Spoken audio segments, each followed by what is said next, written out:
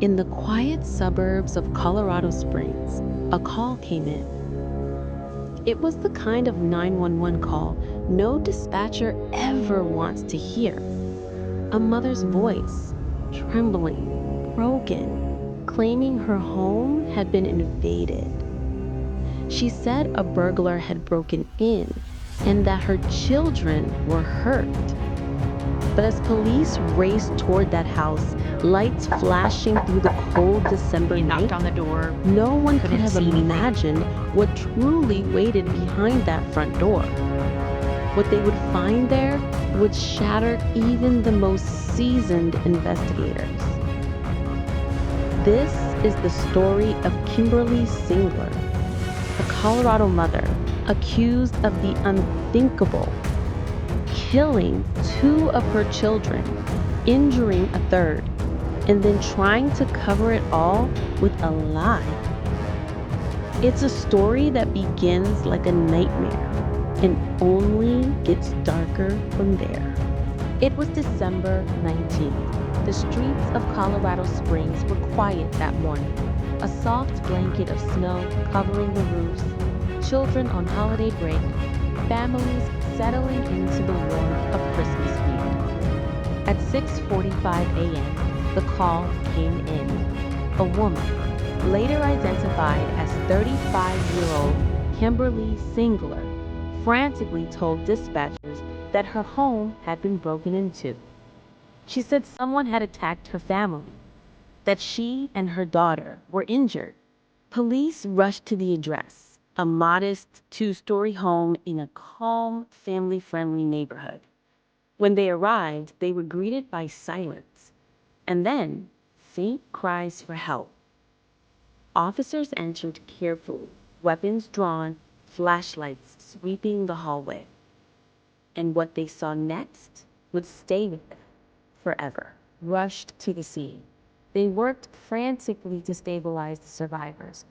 But for the two younger children, it was already too late. Two young lives ended before they could even understand what had happened. Police immediately began processing the scene. Furniture was overturned. There were signs of struggle, but something felt off. Police began asking questions. How did the intruder get in? Why were there no signs of forced entry? And why did it look like the fight had started upstairs, not from an intruder breaking in? Inside a bedroom, they found two small children, a 9-year-old girl and a 7-year-old boy, unresponsive, lifeless. Nearby, they found Kimberly herself, injured but conscious. Her 11-year-old daughter was also hurt, bleeding and in shock. Paramedics rushed to the scene. They worked frantically to stabilize the survivors. But for the two younger children, it was already too late. Two young lives ended before they could even understand what had happened. Police immediately began processing the scene. Furniture was overturned. There were signs of struggle, but something felt off. Police began asking questions. How did the intruder get in? Why were there no signs of forced entry? And why did it look like the fight had started upstairs, not from an intruder breaking in? Kimberly told investigators she had woken up to a noise, that someone had entered the home and attacked them. But as detectives looked closer, they noticed inconsistencies. Her timeline didn't add up. Her injuries didn't match her story. And her surviving daughter, just 11 years old, seemed hesitant. In interviews, the young girl struggled to speak. Detectives could tell she was hiding something, or maybe too scared to tell the truth. Meanwhile, crime scene technicians combed through every inch of the house. No footprints in the snow outside, no broken windows, no pry marks on the doors. It was becoming clear there had been no burglary. What happened in that home wasn't a robbery gone wrong. It was something far more horrifying. Over the next few days, investigators worked around the clock. They gathered forensic evidence, analyzed blood spatter, and reconstructed the sequence of events. What they found suggested that the attack had started in one room and that the killer had moved deliberately from one child to the next. There were no signs of hesitation, no signs of outside involvement. Everything pointed inward, to someone the children trusted. By December 21st, detectives began privately suspecting Kimberly herself. But they needed solid proof, something that could stand up in court. They interviewed hospital staff. Doctors noted that her injuries were minor, not consistent with a violent struggle. Her daughter's wounds, however, told a different story. The surviving girl had defensive marks, small cuts and bruises on her arms, as though she tried to fight back. It was heartbreaking. A child forced to defend herself from someone she should have been able to trust most. On December 23rd, investigators made a discovery that confirmed their worst fears. Evidence inside the home, including DNA and trajectory analysis, ruled out any intruder. The so-called burglary had been fabricated. Kimberly's story collapsed.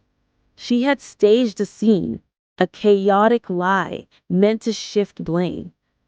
But before police could make their move, she was gone. That day, December 23rd, was the last time anyone saw Kimberly Singler.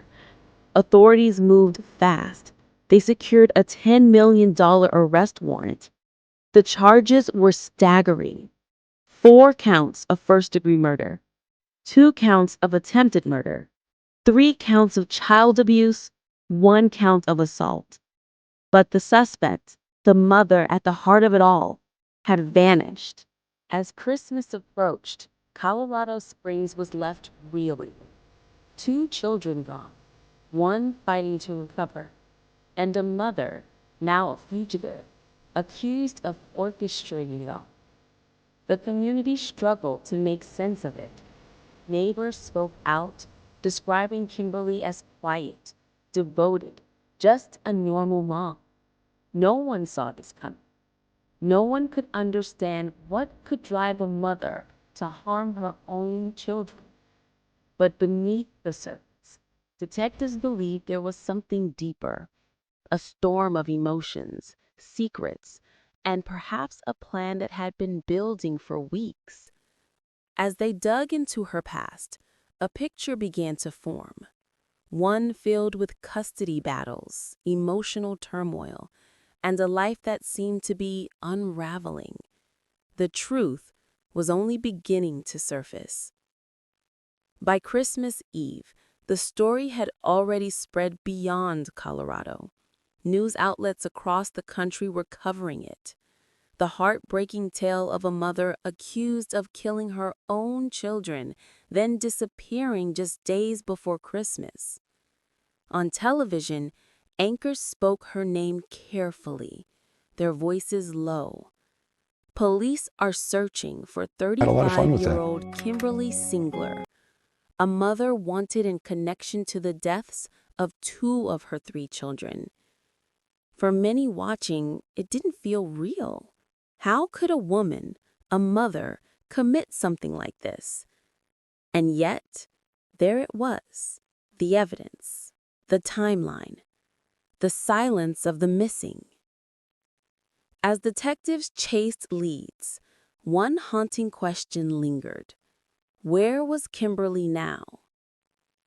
FBI agents joined the case on December 26th, officially labeling Kimberly a fugitive from justice.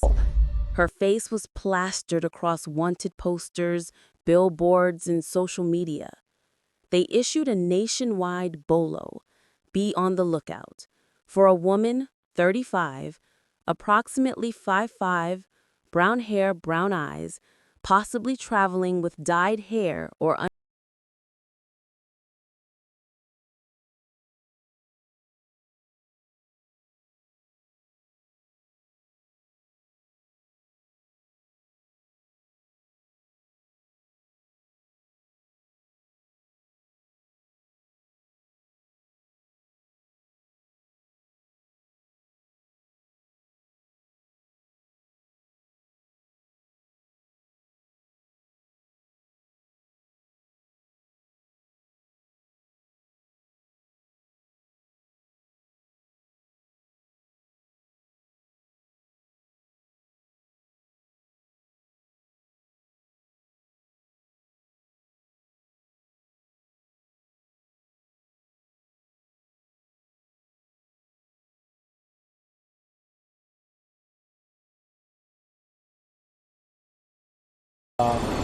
they go and contact Anthony, who they saw. Every time we uncover stories like this, it reminds us just how fragile the line is between love and despair. A home that once echoed with laughter, a mother once trusted with everything, and a single decision that shattered lives forever. We may never truly understand what went through Kimberly's mind